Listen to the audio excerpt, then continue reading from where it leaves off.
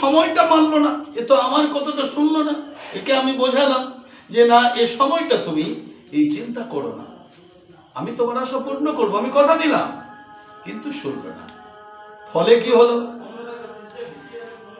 কশ্যপ মহামুনি মনে মনে ভাবলেন যে সত্যই সত্যই আত্মহত্যা করে, তাহলে স্ত্রীবধের অপরাধ একটু আমারও হবে। কেননা এ যে প্রয়োজনে আমার কাছে এসেছে, এ প্রয়োজনটা কিন্তু তার অমূলক নয়, কিন্তু সময়টা সে বাঁধল না। এই জড়জাগতিক জগতে এই আমরা সময় বিচার করি না বলে, কাল বিচার করি না বলে সন্তান উৎপাদনের জন্য আমরা অস্থির হয়ে পড়ি, যার জন্য সুসন্তান জন্মায় না। তার প্রতিদান এখানে দেখেন কি হলো। মহামুনি কশ্যপ মনে মনে ভাবলেন, একে তো বোঝালাম, এই যখন শুনলো না, আর এই যদি আত্মহত্যা করি তাহলে স্ত্রীবধের অপরাধটা আমাকে নিতে হবে, তাহলে আমি অপরাধটা গায়ে মারবো কেন? যেমন কর্ম করবে ফলটা তাই পাবে। এই বলে উনি কি করলেন না, ভজন কক্ষটি ছেড়ে সেই ত্রিকালের বেলায় একটি নির্জন কক্ষে সম্ভোগে লিপ্ত হলেন।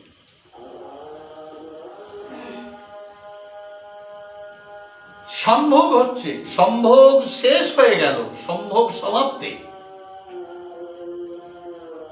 এবার মহামুনি কশ্যপ দিতিকে বলছে, দিতি, এই যে তুমি সময় বিচার করলে না, এই যে তুমি কাল বিচার করলে না, তুমি তোমার ইন্দ্রিয়ের পরিতৃপ্তের জন্য আমার কাছে এলে, তোমাকে বোঝালাম, তুমি শুনলে না, এর জন্য তোমার গর্ভে দুটো অসুরের জন্ম হবে। যে কৃষ্ণ কথা শুনবে না, কৃষ্ণ ভক্তকে নিন্দা করবে, কৃষ্ণ ভক্তের প্রতি অত্যাচার করবে, অনাচারী হবে। আমি যে ওর পিতা, আমি মহামুনি কশ্যপ, আমার পুত্র বলে পরিচয় দেওয়ার যোগ্য হবে না। কেন তিনি বলতে পারলেন না তিনি ত্রিকালদর্শী, তিনি অলৌকিক শক্তি সম্পন্ন, অলৌকিক শক্তি সম্পন্ন ব্যক্তি মহামুনি কশ্যপ। তিনি এই কথাটা বললেন যে তোমার গর্ভে দুটো অসুরের জন্ম হবে। তাহলে দিতির গর্ভে মহামুনি কশ্যপ, দক্ষের কন্যা দিতি সাধারণ নয়, অসাধারণ। তাহলে দেবকন্যা। আর মহামুনি কশ্যপ তিনি অলৌকিক শক্তি সম্পন্ন, যে অলৌকিক কথা বলে দিতে পারেন, যে ভগবত চর্চা করেন সদা সর্বদা। তার ঔরসে প্রজাপতি দক্ষের কন্যা দিদির গর্ভে জন্ম হলো দুটো অসুর। কেমন? তাহলে সে দুটো অসুরের নাম কি? হিরণ্যাক্ষ, হিরণ্যকশিপু। তাহলে হিরণ্যাক্ষ, হিরণ্যকশিপু এরা কি? অত্যাচারিত দানব, অসুর, যারা ভগবান মানে না, কৃষ্ণ মানে না, গোবিন্দ মানে না, বৈষ্ণব মানে না, ব্রাহ্মণ মানে না, অত্যাচারী, অনাচারী। অত্যাচারী জন্মালো, অনাচারী জন্মালো, জন্মে করলো কি? এমন অত্যাচার শুরু করলো। অত্যাচার সহ্য করতে ভগবান পারলেন না। কেন পারলেন না? ভগবান সব সইতে পারেন, তার ভক্তের প্রতি অত্যাচার হলে তিনি সইতে পারেন না। বিনাশায় চতুষ্কৃতাম পরিত্রাণায় সাধনা। তাহলে এই সাধুকে, তার ভক্তকে পরিত্রাণ দেওয়ার নিমিত্তে এবং দুষ্কৃতকে, দুর্জনকে নিধনের জন্য তিনি তো সদা অবতীর্ণ।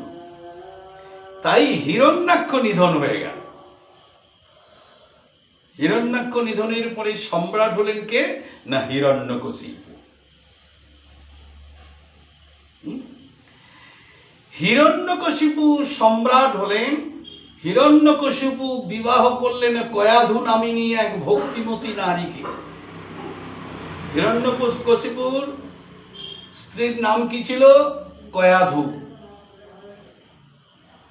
অসুর পত্নী, অসুরের ঔরসে তিনটি ছেলে জন্মালো তার, আহ্লাদ, অনু আহ্লাদ, সং আহ্লাদ। তিনটে ছেলে জন্মেছে বটে, কিন্তু অসুরের পুত্র তিনটি তো অসুর। তারা আসুরিক আচরণে প্রবৃত্ত, কৃষ্ণ নাম করে না, কৃষ্ণ ভজন করে না, কৃষ্ণ চর্চা করে না। যে কৃষ্ণ নাম করে তাকে ব্যঙ্গ করে, যে কৃষ্ণ নাম করে তাকে মারতে যায়, এই কর্মগুলি তাদের। পিতা হিরণ্যকশিপু তার রাজ্যে তিনি প্রচার করেছেন, আমার রাজ্যে কৃষ্ণ পুজো হবে না, নারায়ণ পুজো হবে না, গোবিন্দ পুজো হবে না। কেন হবে না? না, কৃষ্ণ গোবিন্দ তার শত্রু, তার ভাতৃহন্তাকারী, তার ভাইকে মেরেছে।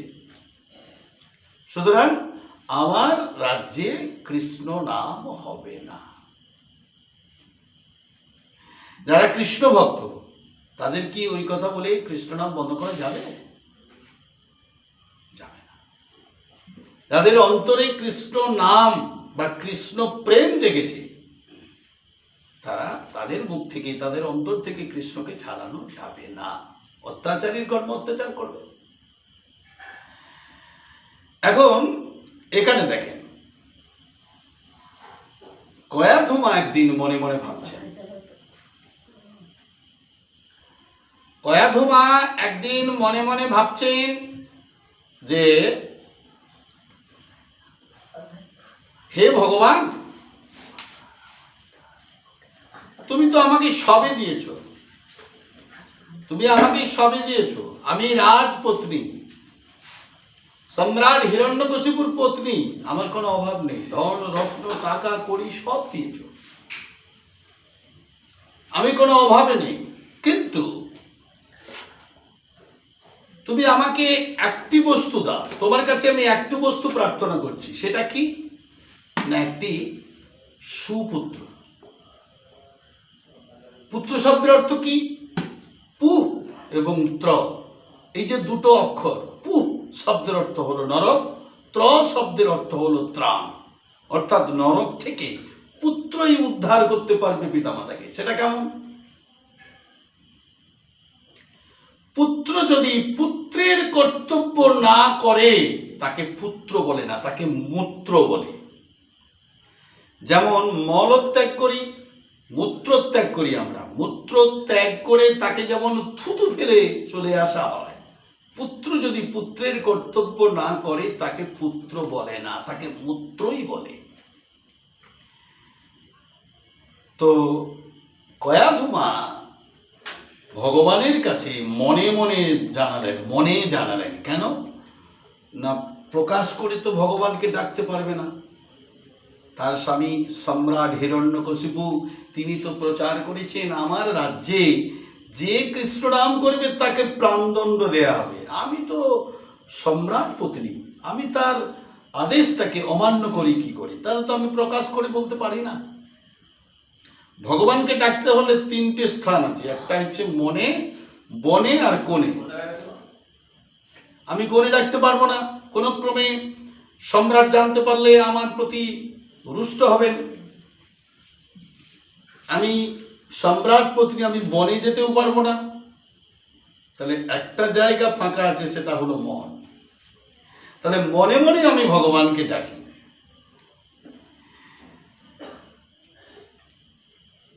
হিরণ্যকশিপু পত্নী কয়াধু মা জননী, উনি মনে মনে ভগবানকে তার আরতি নিবেদন করেন। মনে মনে বলেন, হে ভগবান, আমি তোমার কাছে কিচ্ছু চাই না, ধন চাই না, জন চাই না, আমি অর্থ প্রাচুর্য কিছুই চাই না, আমি চাই একটি পুত্র।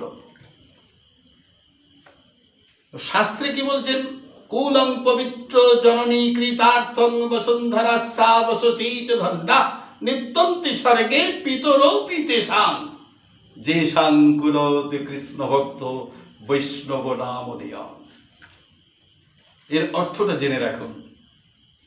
যদি কোনো বংশে, আমরা এই সমাজে তো জাত নিয়ে অনেক বিচার করি, সমাজ সৃষ্টি করেছে জাত, ঈশ্বর সৃষ্টি দুটো জাত, পুরুষ ও প্রকৃতি, অর্থাৎ পুরুষ ও নারী, ঈশ্বর সৃজিত। আর সমাজ কি করলো না, জাত সৃষ্টি করলো। যে যেমন কর্মের গুণে তার জাত সৃষ্টি হলো। যারা চাষ করে তাদেরকে আমরা কি বলি? কৃষক বা চাষি। কি? যারা ব্যবসা করে তাদেরকে আমরা বণিক বলি বা ব্যবসায়ী বলি। যারা পূজা আর্চা করে সমাজে তাদেরকে ব্রাহ্মণ বলি। বৈশ্য, ক্ষত্রিয়, শূদ্র প্রভৃতি যে যার কর্মগুণে তাদেরকে সমাজ সৃষ্টি করেছে তাদের জাত, যাকে নিচ জাত বলি, শূদ্র।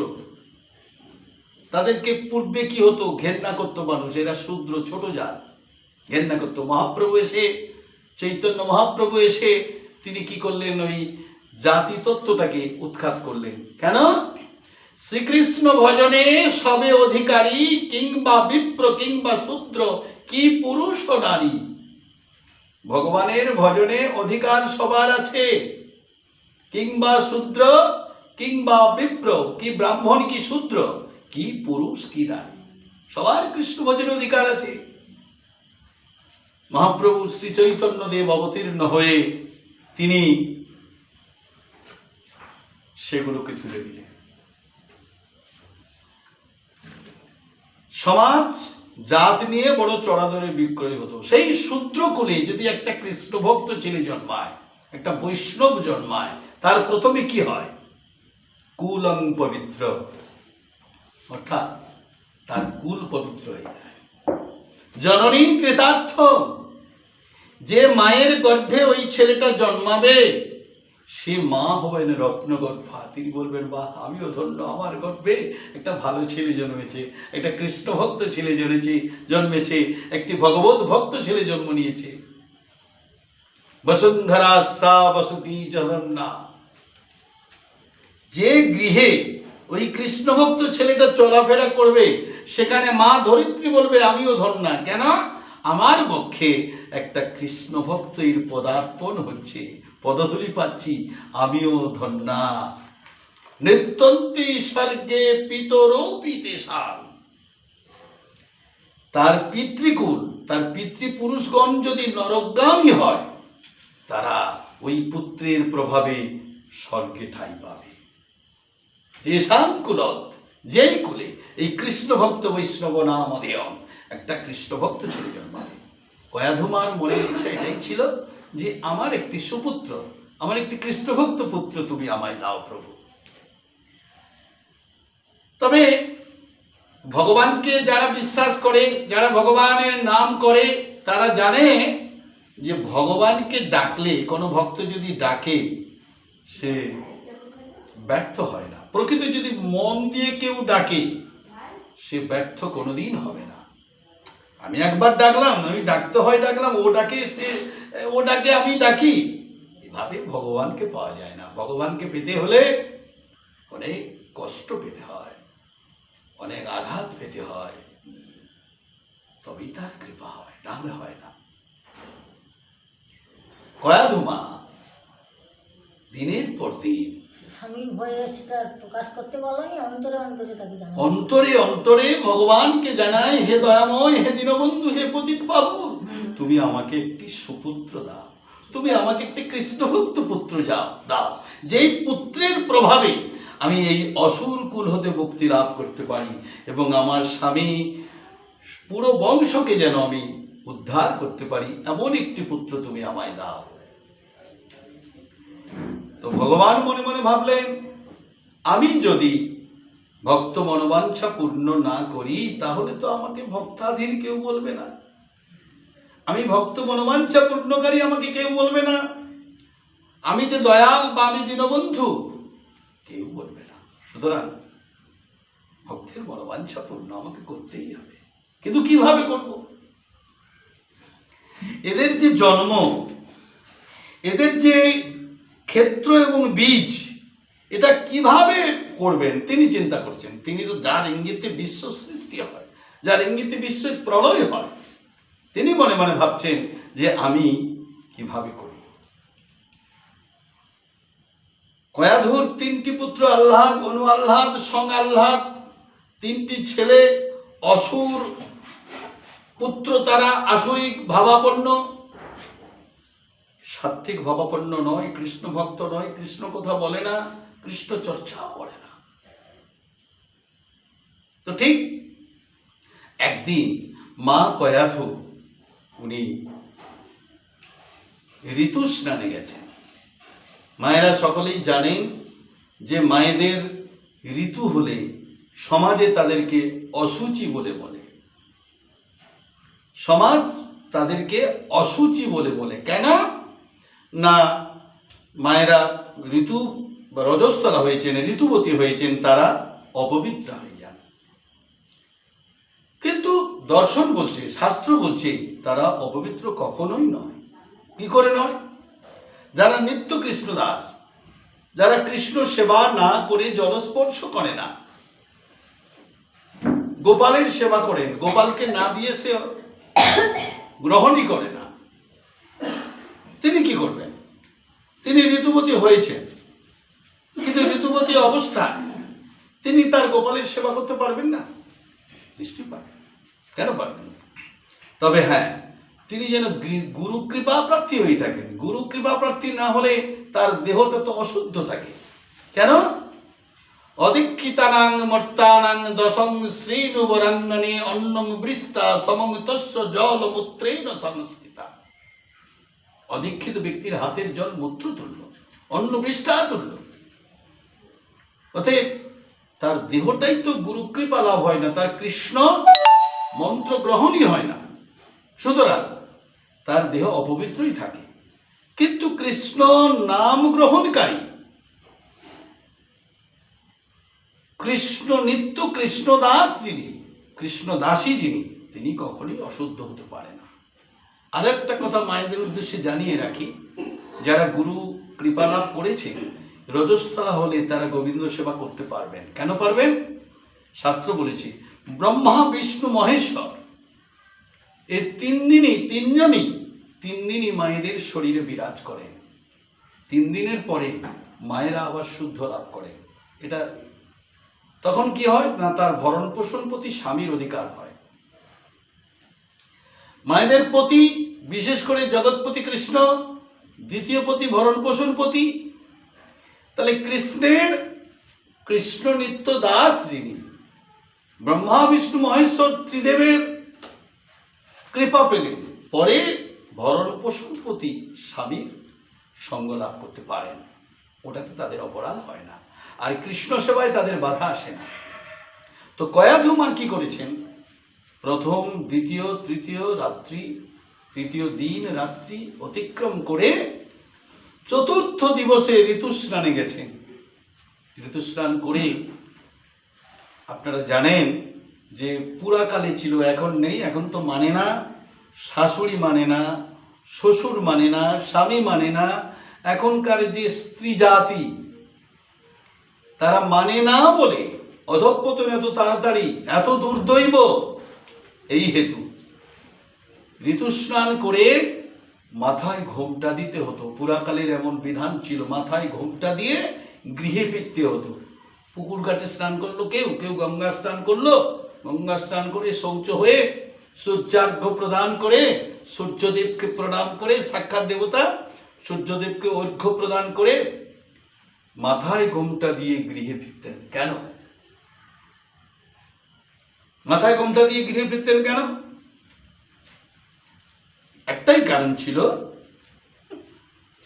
অনেক এই জড়জাগতিক জগতে, এই জাগতিক জগতে আমরা অনেক দৃশ্য দেখতে পাই।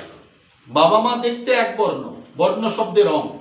বাবা মায়ের বর্ণটা, রংটা হচ্ছে ধরুন গৌরবর্ণ। মায়ের গৌরবর্ণ, বাবারও গৌরবর্ণ, পিতামাতা দুজনেই গৌরবর্ণ। দেখা যায় অনেক সময় সন্তানের বর্ণটা আলাদা হয়ে যায়। কি হয় না? অনেক বাবা মা কালো, বাবা মায়ের রংটাই কালো, কিন্তু তার সন্তান দেখা যাচ্ছে গৌরবর্ণ, কি তার সন্ততি কন্যা গৌরবর্ণা। কেন হয়? নানান ব্যাখ্যা দেওয়া যায়, কিন্তু সেখানে কি হয়? দর্শন দোষ। বাবা মার মুখাকৃতি, মুখের আকৃতি, দেহের আকৃতি, কি চরণের আকৃতি থাকে না সন্তানের কাছে, ব্যতিক্রম হয়ে যায়। তার একটাই কারণ হয় ওই দর্শন দোষ। ঋতুস্নান করে মাথায় ঘোমটা না টেনে এদিক ওদিক তাকাতে তাকাতে দেখতে পেল একজন অন্য ব্যক্তি, একটা পশু দেখতে পেল। অনেক সময় দেখা যায় পশুর মুখাকৃতি হয়ে যায় সন্তানের, তার আচরণও হয়ে যায়। তাই এগুলোকে বিশ্বাস করা না করা যে যার ব্যাপার, কিন্তু এটা শাস্ত্রের কথা, এটা মহাজনরা লিখেছেন। মহাজন জৈন গতস্ব পন্থা। কি এখন কয়াধুমা কি করলেন? মাথায় ঘোমটা টেনে মনে মনে এই ভাবতে ভাবতে আসছে, হে ভগবান, তুমি আমার প্রতি প্রসন্ন হও, তুমি আমাকে কৃপা করো, আজকের আমি আমার স্বামী সহবাসে একটি কৃষ্ণ ভক্ত সুপুত্র কামনা করব। এই ভাবতে ভাবতে মাথায় ঘোমটা টেনে গৃহে ফিরলেন। এবার প্রকৃত সাধ্বী রমণী, প্রকৃত পতিব্রতা স্ত্রীর কর্তব্য কি? প্রতি বাড়িতে মায়েদের, যে প্রথমে বলেছি মায়েদের পতি দুজন, এক জগৎপতি কৃষ্ণ, দ্বিতীয় পতি ভরণ পোষণ পতি। তাহলে প্রতি বাড়িতে কিছু না থাকুক, জগৎপতির একটা আলেখ্য থাকবে, কি ক্যালেন্ডার থাকবে, কি একটা বাঁধানো ছবি থাকবে, কি বিগ্রহ থাকবে। প্রতি সনাতন ধর্ম হিন্দু সমাজে এটা তো থাকতো, বা থাকা পুরাকালে থাকতো, এখন নেই। যেখানে কৃষ্ণের ছবি থাকবে সেখানে দেখা যাচ্ছে একটা বাঘের ছবি রেখেছি, কি একটা কুকুরের ছবি রেখেছি। বাবা মার ছবি নেই, এটা কুকুরের ছবি রেখেছি। এই তো অবস্থা, এই তো সন্তান সন্ততির পরিস্থিতি। কেমন? এখন হিরণ্যকশিপুর স্ত্রী গৃহে ফিরে এসে কাকে প্রণাম করবেন? জগৎপতির ছবি তো নেই তার ঘরে, কৃষ্ণের ছবিতে নেই, না আছে, প্রণাম করতেই দেয়নি তো থাকবে না। তাহলে নেই। জগতে তাহলে তিনি প্রণাম কাকে করবেন? জগৎপতিকে মনে মনে প্রণাম জানিয়ে আর একজন পতি কে আছে না, ভরণ পোষণ পতি স্বামী। কি স্ত্রীলোকের গুরু হয় পতি আপনার। গুরু ছাড়ি গোবিন্দ ভজে, সে পাপী নরকে মজে। গুরু সেবা না করে সে যদি গোবিন্দ সেবা করে, ভগবান বলেছে তার নরকে ঠাঁই হয়।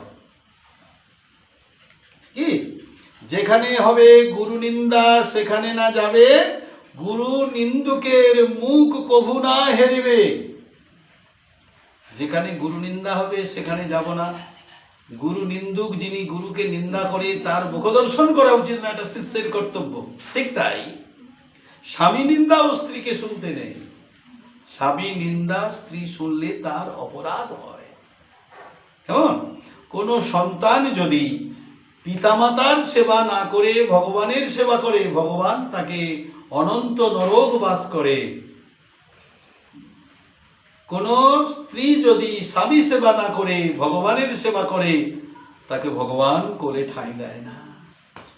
ঠিক তাই শিষ্য যদি গুরু সেবা না করে সে গোবিন্দ সেবা করে, গোবিন্দ তাকে নরকে ঠাঁই দেয়। এবার পতিপরায়ণা সাধ্বী রমণী কয়াধুমা যখন গৃহে প্রত্যাবর্তন করলেন, গৃহে ফিরলেন, মনে মনে কি বাসনা করলেন? হে গোবিন্দ, আজকের যেন আমি সহবাসে, স্বামী সহবাসে একটি সুপুত্র কামনা করতে পারি, তুমি আমার প্রতি প্রসন্ন হও।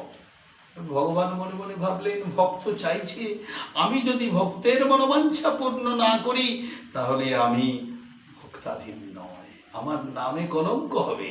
ইনি মনে মনে ভাবছেন।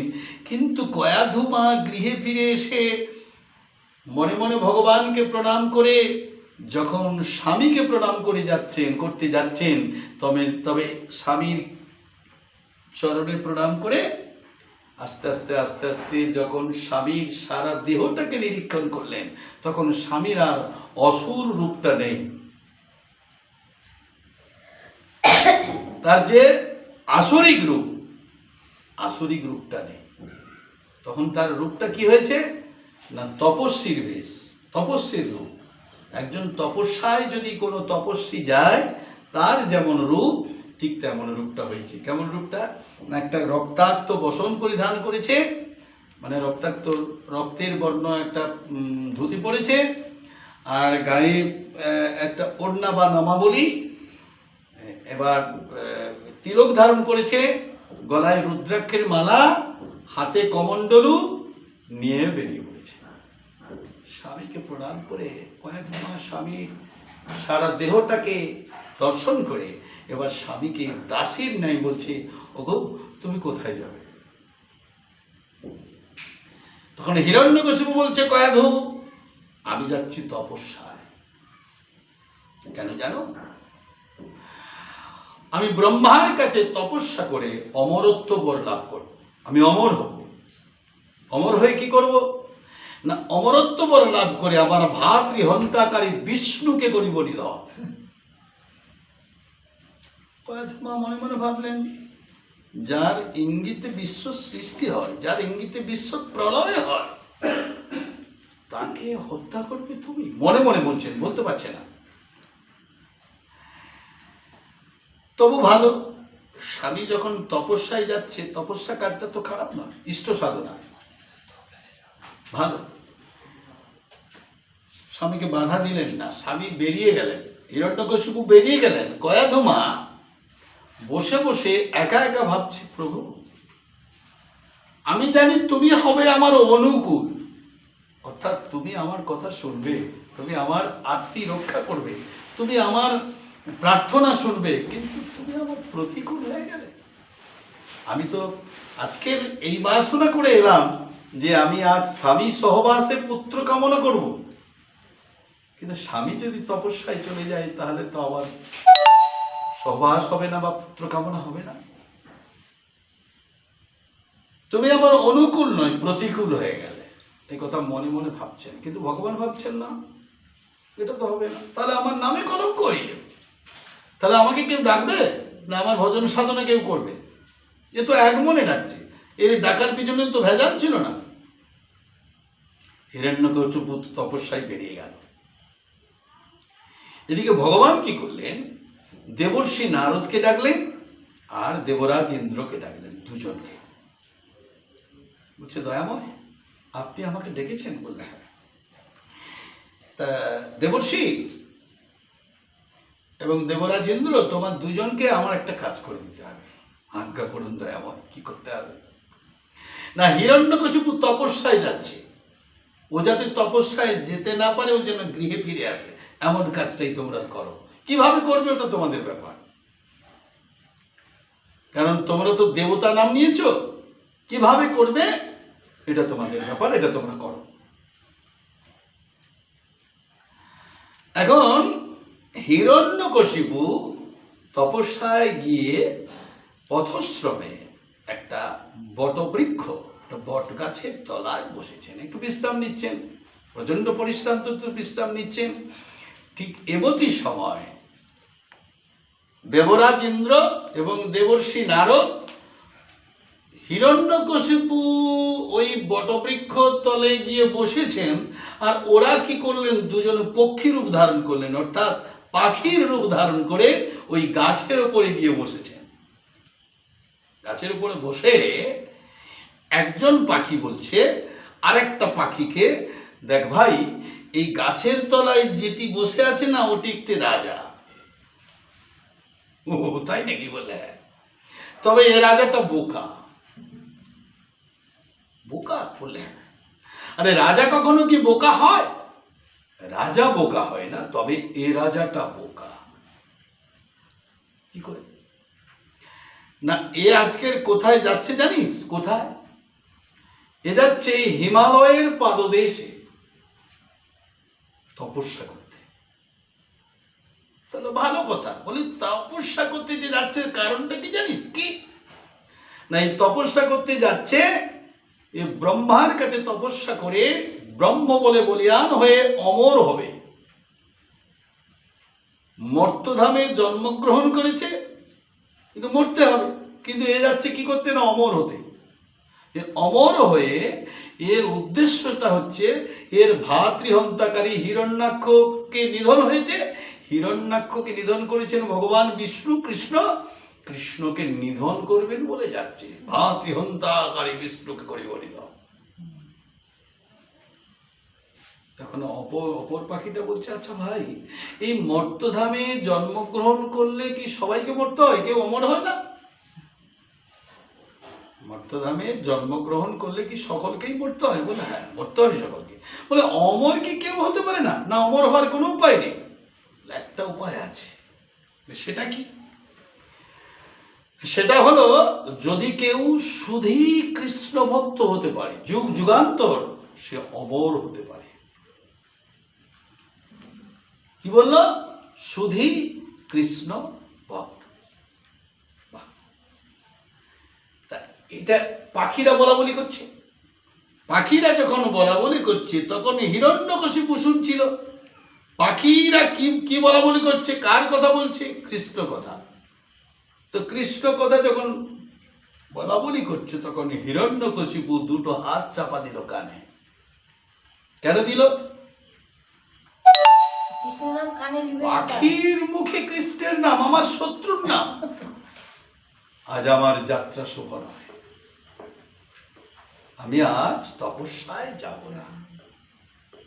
কেমন? তাহলে কি করব? গৃহে ফিরব। হিরণ্যকশিপু উনি ধীরে ধীরে গৃহে ফিরে আসছেন। বিকেল বেলা মায়েরা কি করে?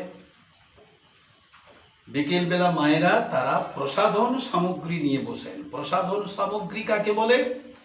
আয়না, চিরুনি, আলতা, সিঁদুর, স্নো পাউডার প্রভৃতি এসব নিয়ে মায়েরা বসেন। কেন না, আমি 3 দিন পরে 4 দিনের দিন আজকে ঋতুস্নান করেছি, আমি এখন শুদ্ধ, অশুদ্ধ ছিলাম, আমি শুদ্ধ হয়ে গেছি।